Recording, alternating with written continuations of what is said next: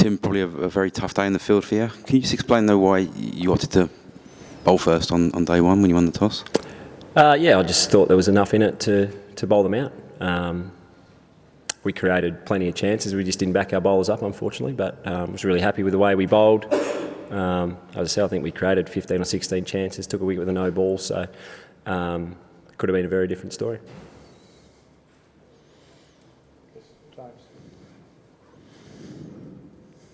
Tim, there seemed to be a fair bit of chat between you guys and the batsmen in the first session. Just wondering if there was any extra tension between the two sides today, or did Murray Erasmus come and talk to you at one point about... Not about that, no. And the incident, there was Joe Root and Matthew Wade were talking to each other. There was nothing in it at all. So just another one, sorry, the DRS, I don't know if you know, there are a couple of DRS calls that you didn't review that... Yep. If you did review them, they would have been out.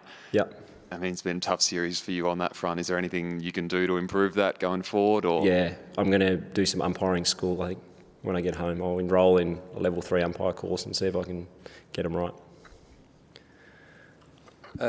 Tim, when you get to the end of this series, and I guess the sequence, obviously you've only been involved in the Ashes and the A-Tour rather than the World Cup as well, but what sort of effect has it had to, I guess, have those two tours together and have that whole group here for as long as it's been, you know, and I suppose the effort to hold the team together with, I guess, mounting fatigue, et cetera, et cetera?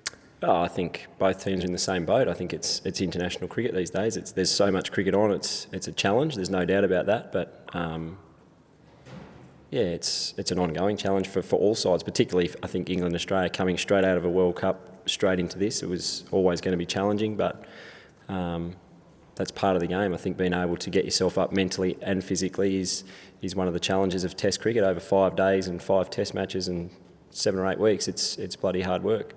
If it wasn't, there'd be probably plenty more people doing it. So, yeah, you've got to enjoy the challenge. It's been a tough, long summer, English summer for a lot of people, and as I said, they're no different, so it's not an excuse for anyone.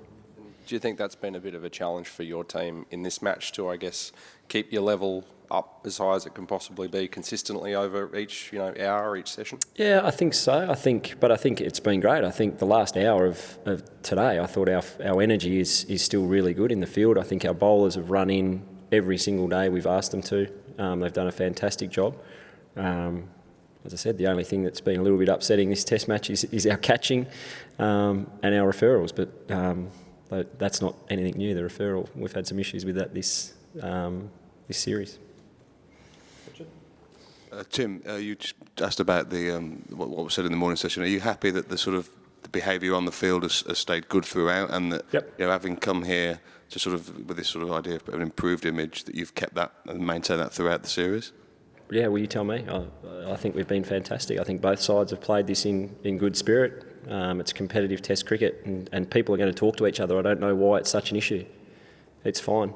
They're grown men having a conversation. No one's swearing. No one's abusing anyone.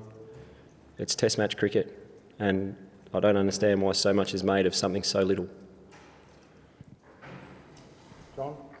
Particularly given the standard of cricket that's being played, I think there's so much more to talk about. Tim, you say you're going to enrol for level 3.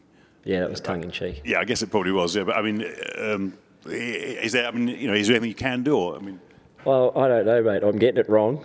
I don't know what else to say. We're having a mare. We've got it wrong. We're not deliberately getting together and saying, "Gee, I reckon that's out, Gaz. Do you want to refer it?" No, let's let him keep batting.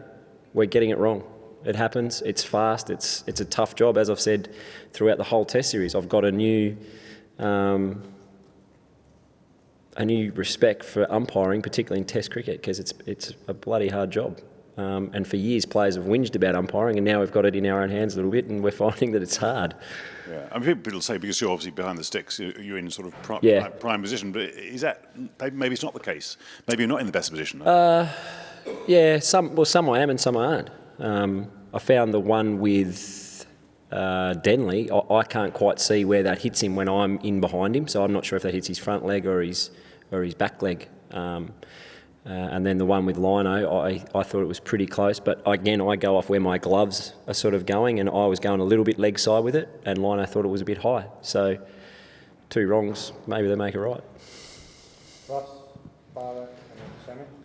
Tim, you will at some stage over the next couple of days be holding up the urn.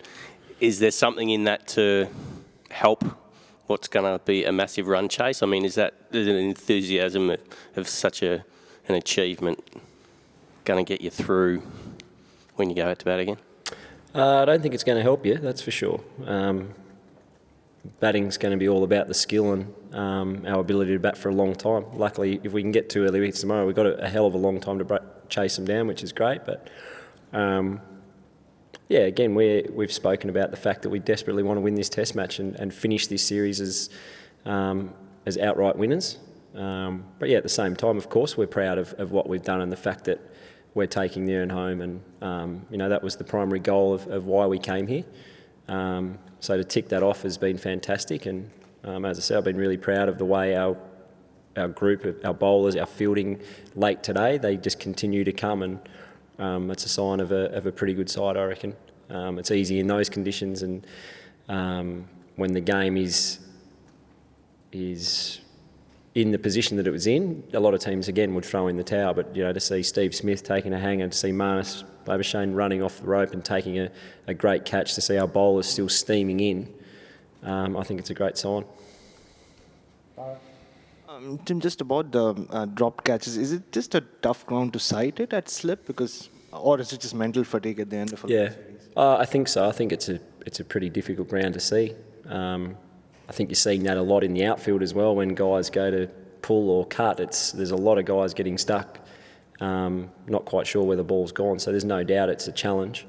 But again, it's part of international cricket. You play in front of crowds, and some grounds are hard to see. And unfortunately, this game we've had a bit of a stinker with our catching.